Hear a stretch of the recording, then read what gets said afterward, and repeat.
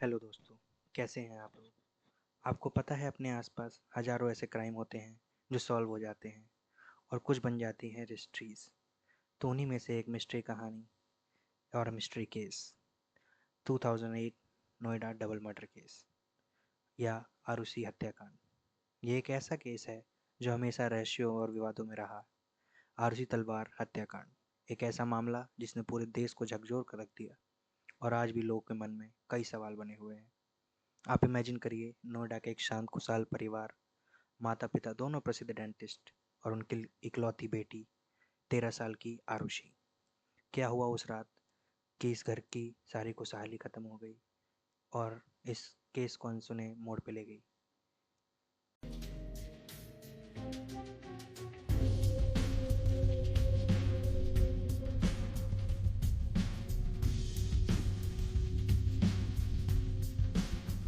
बात है 15 मई 2008 के रात की। सब कुछ नॉर्मल लग रहा था, लेकिन अगली सुबह कुछ ऐसा हुआ जिसने सब कुछ बदल दिया। अगली सुबह आरुषि के माता पिता राजेश और नुपुर तलवार उठते हैं और उन्हें वो नज़ारा देखने को मिलता है जो कभी कोई माता पिता नहीं देखना चाहिए। आरुषि ने अपने कृत्य में मृत पाई जाती है। उसकी गर्दन कटी हुई थी और सिर पर चोट के गहरे निशान थे। एक घर जो कभी खुशियों से भरा हुआ था, उस घर में डर और दर्द का अड्डा बन चुका है। लेकिन कहानी यहीं खत्म नहीं होती। शुरुआती धक्का। आरुषि की हत्या के बाद परिवार का नौकर हेमराज बजांडे गायब था। पुलिस को सबसे पहला शक उसी पर हुआ। आखिरकार कई बार कहानी में नौकर ही तो दोषी पाया जाता है जो हत्या कर भाग जाता है ना? पुलिस और मीडिया ने जल्द ही अनुमान लगाया कि हेमराज ने आरुषि की हत्या की होगी और फरार हो गया। लेकिन फिर कहानी में एक ऐसा मोड़ आता है जो सबको हिला के रख देता है। अगले दिन 17 मई, हेमराज का सड़ा गला शव तलवार घर के छत पर मिला। उसकी गर्दन भी उसी तरह कटी थी जैसे आरुषि की। अब सवाल था, एक दिन पहले जब पुलिस वहां थी तो हेमराज का शव कैसे नहीं मिला? कैसे किसी को उसका शव नजर नहीं आया? ऐसे ही बढ़ती हुई उलझनें, जैसे जैसे जांच आगे बढ़ी, रहस्य गहरा हो गया। पुलिस के पास कोई ठोस सबूत नहीं था, लेकिन कहानियां चलने लगी। आरुषि का परिवार बेहद सम्मानित था, लेकिन अब शक की उंगलियां उन पर भी उठने लगी। मीडिया में आरुषि के बारे में तरह तरह की बातें होने लगी। लोग उसकी और हेमराज के रिश्ते को लेकर अफवाह फैलाने लगे। फिर पुलिस ने अपनी जांच का रुख बदल लिया। अब शक की सुई आरुषि के पिता राजेश तलवार पर थी। पुलिस का दावा था कि राजेश ने आशी और हेमराज को अवांछनीय स्थिति में देखकर बहुत गुस्से से आया और हत्या कर दी। इसे ऑनर किलिंग बताया गया। मीडिया ने इस मामले को और ज़्यादा सनसनीखेज बना दिया। हर दिन कोई नई कहानी, नई अटकलें और तलवार परिवार। हर कदम में जांच की गई। राजेश और नूपुर तलवार के खिलाफ माहौल बनाता जा रहा था। इसी बीच पुलिस की बड़ी गलती सामने आई। उन्होंने अपराध स्थल को सही ढंग से सील नहीं किया। घर में पड़ोसियों का आना जाना, पत्रकार का घूमना, ऐसे चलचलन चलने लगा, जिससे संभावित सबूत खराब हो गए। क्या इस लापरवाही ने पहले से ही कुछ मामले को बर्बाद कर दिया था? इस लापरवाही को देखते हुए सीबीआई की एंट्री होती है। जनता का गुस्सा बढ़ता देख मामला भारत की प्रमुख जांच एजेंसी सीबीआई को सौंप दिया गया। सीबीआई को उम्मीद थी कि वो इस मामले की गुत्थी सुलझा देंगे, लेकिन यहाँ भी सवालों के जवाब मिलने की बजाय उलझनें बढ़ गईं। सीबीआई की जांच में दो संभावित थ्योरीज उभर कर आईं। पहला, तलवार दंपति दोषी थे।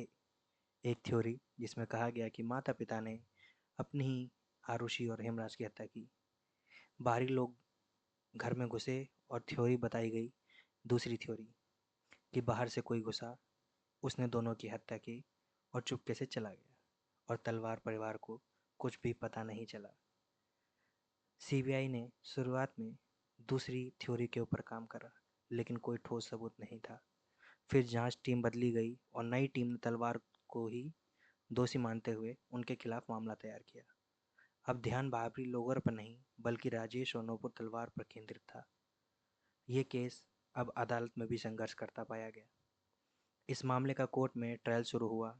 अभियोजन पक्ष ने यह दावा किया कि राजेश तलवार ने रात को अपनी बेटी को हेमराज के साथ देखा और गुस्से में दोनों की हत्या कर दी। लेकिन ध्यान देने वाली बात यह थी कि कोई प्रत्यक्ष सबूत नहीं था। हत्या का हथियार मिला, ना ही सीधा फॉरेंसिक सबूत। सिर्फ परिस्थिति जन्य सबूतों को आधार पर कहानी गढ़ी गई। फिर भी 2013 में तलवार दंपत्ति को दोषी ठहराया गया। अदालत ने उन्हें आजीवन कारावास की सजा सुनाई। कुछ लोग तो इसको न्याय माना, कुछ लोग इस फैसले से हैरान थे। क्या सच में माता पिता ने ही अपनी बेटी के कातिल किया था? फिर कुछ सालों बाद एक नई उम्मीद निकली तलवार परिवार के लिए। 4 साल बाद 2017 में इलाहाबाद हाई कोर्ट ने एक चौंकाने वाला फैसला सुनाया। उन्होंने तलवार दंपत्ति की सजा को पलट दिया और कहा कि उन्हें उनके खिलाफ कोई ठोस सबूत नहीं था। अदालत ने कहा, सिर्फ शक के आधार पर किसी को दोषी नहीं ठहराया जा सकता, और तलवार दंपत्ति को संदेह से लाभ दिया गया। कई सालों के कानूनी संघर्ष और जनता के फैसले के बाद राजेश और नुपुर तलवार जेल से बाहर आ गए। लेकिन उनकी रिहाई के बाद भी सवाल कायम रहे। आरुषि और हेमराज की असली हत्या किसने की और क्यों? ऐसा मामला जिसने पूरे देश को हिला दिया। आज तक आरुषि और हत्याकांड अनसुलझा रहस्य है। तलवार दंपत्ति अपनी बेगुनाही की बात करते हैं। मीडिया इस केस से आगे बढ़ चुका है, लेकिन जो लोग इस मामले को करीब से देख रहे थे, उनके मन में अब भी कई सवाल हैं। कैसे इतना भयानक अपराध एक सुरक्षित घर, एक सुरक्षित सोसाइटी के अंदर हो सकता है? इसके पीछे कौन था और क्यों? जवाब अभी भी धुंधले लगते हैं। क्या सच में आरुषि के माता पिता ने ही यह अपराध किया था, या कोई अज्ञात हत्यारा रात के अंधेरे में वहां से निकल गया था? सच अभी भी रहस्य में घिरा हुआ है। आप सोचिए कि एक घर जिसमें हत्या होती है, आरोपी मिलता है, लेकिन उसका हथियार नहीं। ना वो कुर्की मिली जिससे गला काटा गया, और ना ही जो संदेह बताया गया वो गोल्फ क्लब जिससे आरुषि के सर पे हमला किया गया था। आरुषि तलवार का मामला केवल एक हत्या की कहानी नहीं है, ये एक ऐसा रहस्य है जो आज भी करोड़ों लोगों के मन में घुसता है। उस रात असल में क्या हुआ, यह सवाल अभी भी अनसुलझा है। क्या लगता है दोस्तों आपको, क्या हुआ था उस रात? अपनी थ्योरी, अपना अनुमान कमेंट बॉक्स में बताएं और वीडियो को लाइक शेयर कर दें। धन्यवाद। मिलते हैं नेक्स्ट वीडियो में अगली अनसुलझी कहानी के साथ।